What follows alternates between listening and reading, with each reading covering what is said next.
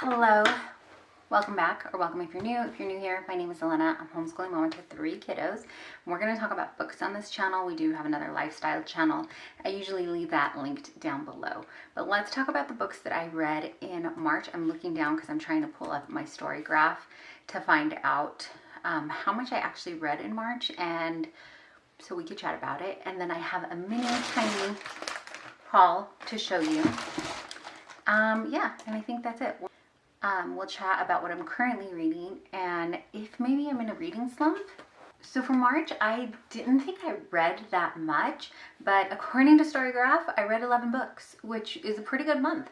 I had anticipated reading more because it was middle grade March, and usually I love participating in it and I read a ton of middle grade books because they tend to go a little faster. But this year I just could not get into it. I could not, I don't know, I didn't complete as many books as I wanted to. So let's go through and I will tell you what I read in the order that I finished them first. So the first book I finished was on March 1st. So I feel like that kind of, I did finish it in March, but I don't think I started it in February. That was Twice Upon a Quinceañera, and that was by Yamile Said Mendez. I'm so sorry if I said that wrong. This was a cute story. I give it 3.5 stars. It is about a young lady who is set to get married, and then she doesn't. And instead of her facing her family who's all flying in for this wedding, it's too late to cancel their tickets and rearrange hotels and airlines and all this stuff. She decides to go ahead and have the party anyways, and she's going to make this her double quince. So it coincides right near her birthday when her wedding should have been, and instead of making it her wedding, she turns it into her double quince. She never had a quinceañera when she turned 15, and in doing so, of course, she meets up with a lost love. He was supposed to just be a fling of sorts. They didn't find out much information about each other, and then it abruptly kind of ended, and then we ensue from there. Little do we know, well, little does she know that this lost love that she reunites with, of course, has his own things going on with his family, some doubts and things, and they kind of work through it together. The romance in this book was a little bit pushed back. Like it was very present, but it wasn't like the main focus of the book. I felt like we see a lot of her working through her emotions and kind of just figuring out who she is and what she is going to do with this next kind of portion of her life. Then I think I really wanted to get into middle grade March, and so I picked up The Secret Garden. I had never read this book before. I think that I had been meaning to, but I never picked it up. I'm just realizing I think I wore this same shirt in like one of the other few videos on this channel, and y'all are probably like, she only owned 2 shirts. I don't own a lot of clothes, but yeah, apparently I only film on days when I'm wearing it. But side note, I did read The Secret Garden. That, of course, is by Frances Hodgson Burnett. I wanted to do middle grade March with my middle grader, my daughter, and she just actually yesterday showed me a couple of her books that she finished up in the challenge, and she was excited. It kind of leaked into our April, but I feel like that's okay. It was fun to do this alongside her. She read the graphic novel of The Secret Garden and is currently reading a STEAM book of the Secret Garden. So that one we found at our library along with the graphic novel, and it has just like activities you can do throughout the book, peppered in between the book. I read just the regular classic version of The Secret Garden, and I'm so glad that I finally read this classic and know more about the story. I didn't rate it. I think last year I just felt like I had to rate every book I read, and there was like this pressure because I felt really bad when I had to give a book a low rating. So this year I'm just kind of, if I feel like it, I will. If you don't, I'm no pressure. So this was, if you haven't read the book and you're looking for a short classic, highly recommend. Then I read Melania by Melania Trump. I wanted to know a little bit more about her, just kind of read it. This is a really short book. It was only 184 pages in the hardcover, and it went by pretty quickly. I would pick it up and put it back down. I was reading in between other books just because honestly when I'm reading, I don't read a lot of nonfiction books, and so I'm usually reading more than one at a time. Not much to say about it. You learn a little bit about her growing up and her journey here. She does talk about the first presidency with her husband and going through that decision where he makes that decision to run and how it changed her life. And then I think if I'm remembering correctly, it ends at like his decision to run again, possibly? I don't know.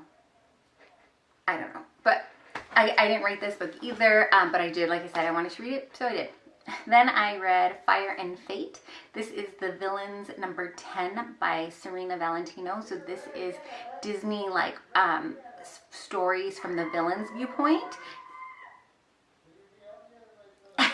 The camera picked that up. I promise my kids are okay. They're in a very heated game of Uno. So, Fire and Fate. This is the story of Hades. This is his version and or his perspective. There's also in the villain's story timeline three sisters, I think is what they're called, and they're woven in there too, and I believe they even have their own book on the villain's timeline. But I had been picking these up and rereading them for a while. I like fairy tale retellings, and I also like especially the Disney ones, so I wanted to pick it back up again. I think I was already starting to kind of feel like maybe I'd be hitting a reading slump, and I was trying to push through it. This was interesting. It was another short book, only 208 pages. We see how Hades gets the underworld, like he talks about it, like how he ended up with that end of the deal, and what he thinks about that. Then an audiobook that I listened to is If You Ask Me, and of course you won't, by Betty White. This was only 2 hours, a little over 2 hours long, but I had to listen to it in like very short increments, which was kind of perfect because the chapters were really short increments. I don't know if the written book follows like if they're chapters, but she has a question that is asked of her and then she answers it. The audiobook is read by Betty White, so it was cool to hear her voice and hear her answering the questions, and just she was very funny and just entertaining, and just learning more about her as a person was really interesting. So I'm glad that I listened to this audiobook. If you're looking for I would say mostly lighthearted. There may be some points in there that get a little bit deeper, but mostly lighthearted, and you are a Betty White fan, I think you would absolutely adore this audiobook too. Then we finally hit our first 5-star, I think. Maybe was this the first 5-star of the year? I don't know. The Messy Lives of Book People by Phaedra Patrick. I really liked this book. So this follows a house cleaner, Liv Green, and she cleans a house. She ends up cleaning a house. Bleh.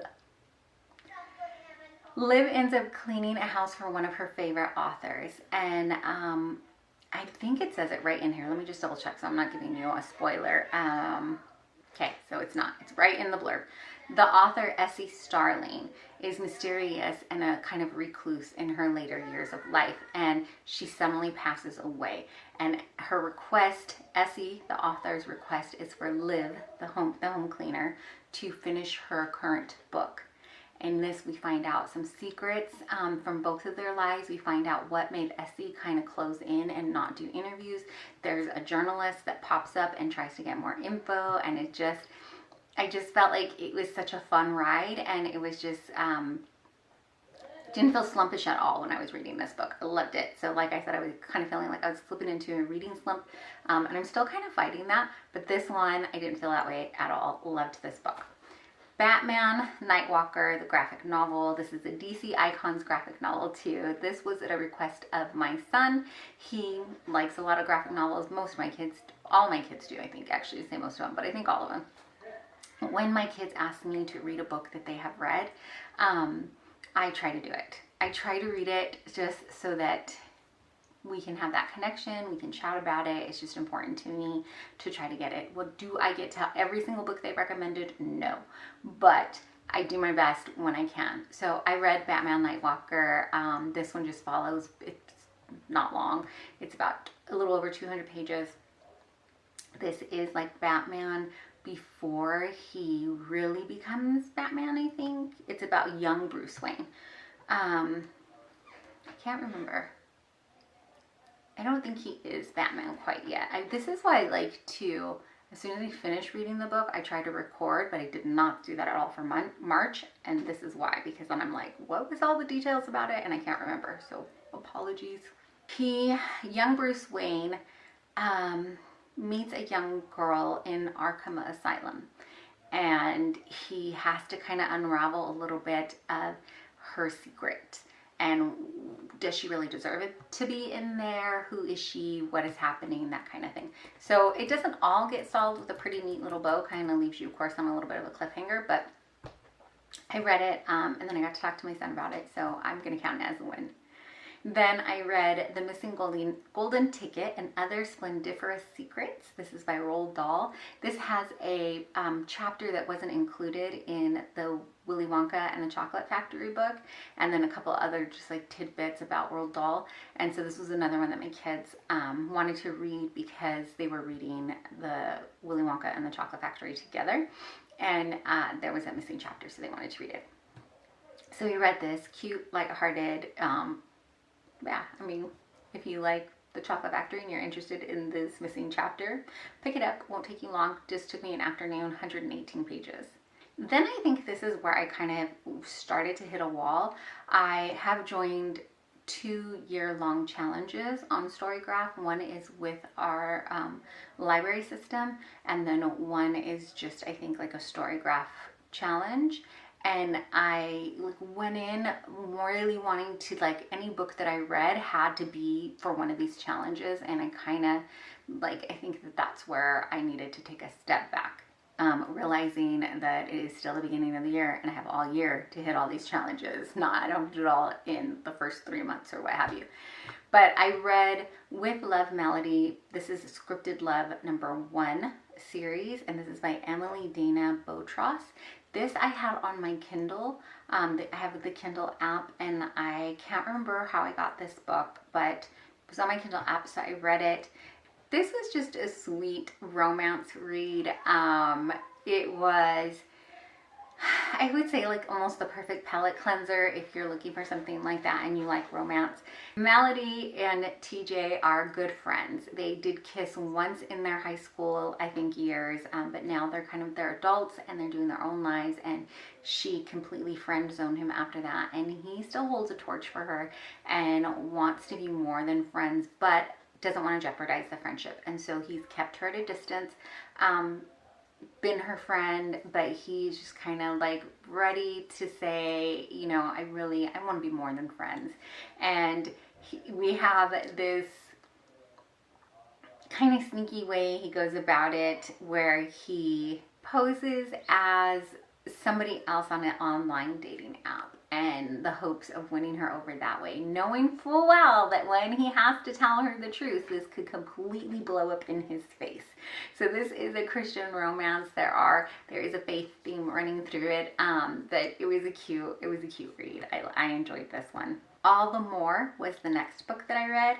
This was #2 in the Something Borrowed collection by Tony Shiloh. This one was also sitting in my Kindle.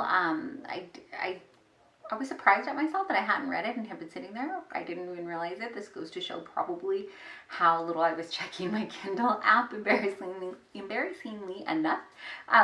But I went on there and I read this one. This was a pretty short story, 137 pages. It says this was a digital read. Tony Shiloh is a Christian author. This was a romance read. This one is about a disabled young woman who is a gamer, and she has conversations, made good friends with the love interest, and they're just friends though, and they have the opportunity to meet in person, and she becomes very nervous because she hasn't told him that she is in a wheelchair, and he is just anxious to meet her. He is like really falling for her. It is a short story, so the romance happens pretty quickly, but probably because it's a shorter story. And then we find out if she will, one, tell him the truth, and allow herself to be with him, allow herself to enter into a relationship, or if she'll just keep pushing him away.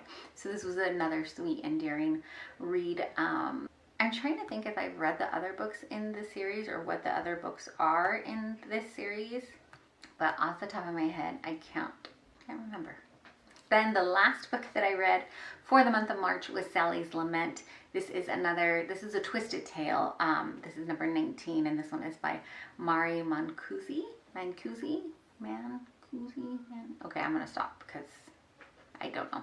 But I checked this one out from the library. This is one of the latest, I think, in the Twisted Tales.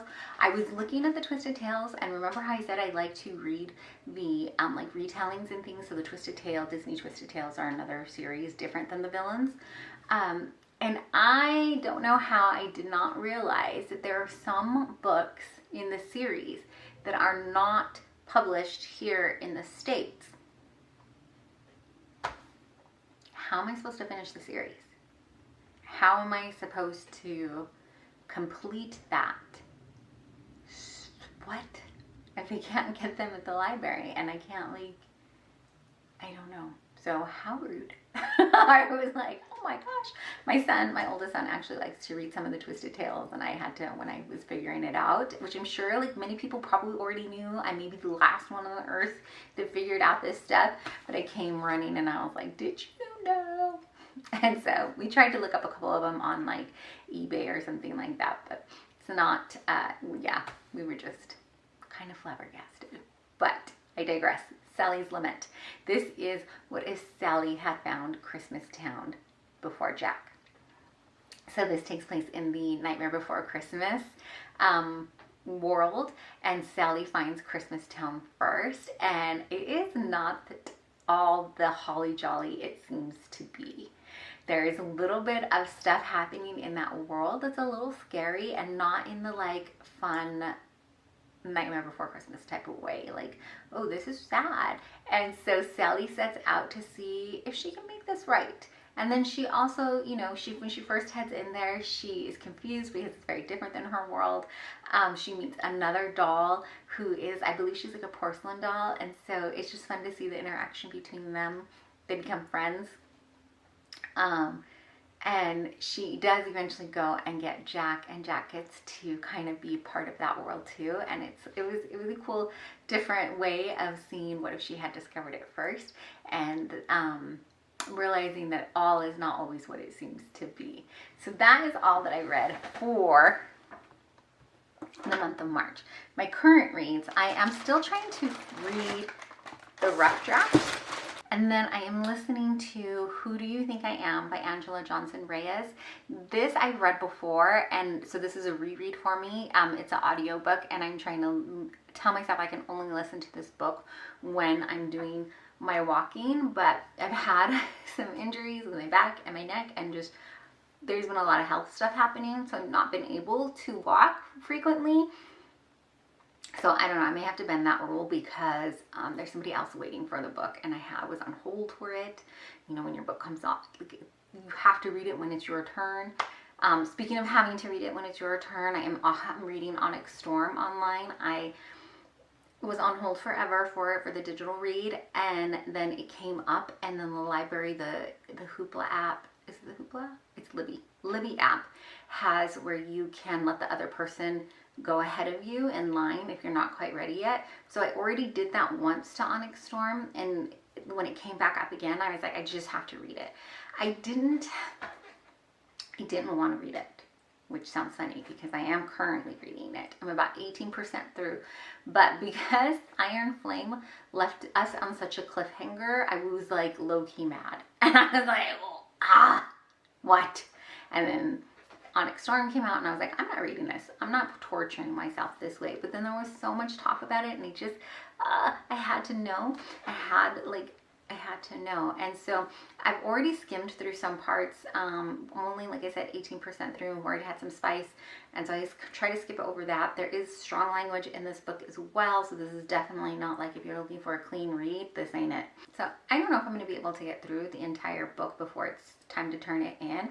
And from what I hear, people are either loving or hating this book. So we'll see. On another note, though, let's see what's in the bag. I was in my library apps. I checked out a book on a whim, and it was one of those books that had like multiple books in one. And there's no way I'm going to be able to get through it all. There's no way I'm going to be able to get through it all before the book is due. But the first book that I started, I liked it so much that I wanted to annotate. I wanted to highlight. And so I went one night and I looked on eBay for books. I don't know why. I thought I had a book budget. I don't. But I was able to get all 4 books for, I think, like a little over $15. So not too bad. But I bought 4 books from the series because I wanted the whole series. And actually, what is the name of this series? So the series is the Royal Wedding series. I'm sure this is a really old series. The first book looks like copyright 2013. So pretty old, but I had just, like I said, I picked it up on a whim. I don't know, I hadn't read it before, and I started to fall in love with it. This is by Rachel Huck, H-U-C-K. I really should learn how to pronounce more names, but you know, it's on my list of things to do. So I purchased the series. The first one is Once Upon a Prince, the Royal Wedding series. They had, you'll see, this may annoy some of you, but all my covers don't match. They had almost all of them in this like real life cover, and only one in a cartoon one. So then they didn't have like all the cartoon and all of this. So hopefully it doesn't annoy me enough, but I mean, it doesn't annoy me much. Hopefully it doesn't annoy me very much. I don't think it will, but, so I got Once Upon a Prince. These are all, they're used because I got them all for less, like I said, less than 16, a little bit more than 15. But this is about, in case you don't know as well, this is a unknown royalty story, right? So girl meets guy, doesn't realize he's the prince, and then it's the romance from there. So I can't wait to dive in now that I have the final copies, because once I ordered them, I stopped reading the digital read because I was like, no, I wanted the actual books to annotate. And again, I don't know where I thought I was getting this budget from, but because it wasn't that much money, thankfully we got them. Then after this Once Upon a Prince comes Princess Ever After. I'm not going to read the blurbs on the back of them because, like I said, I'm just starting to read this series, so I don't want to know yet. You don't want to know. I just knew that I wanted to finish the series. Then here comes the cartoon one. The cartoon, they're cute. I just wish I would have been able to get like all of them matching, but I couldn't. Here's the back of like the other ones. I think either covers are cute. I just couldn't get them all the same. So then How to Catch a Prince is the third one. And then this one, we're gonna have to do some very careful removing of items of stickers, because this one's a little bit more beat up. So this one is A Royal Christmas Wedding. This one was hard to, I went ahead and I grabbed it because I was kind of searching around for it at a decent price elsewhere.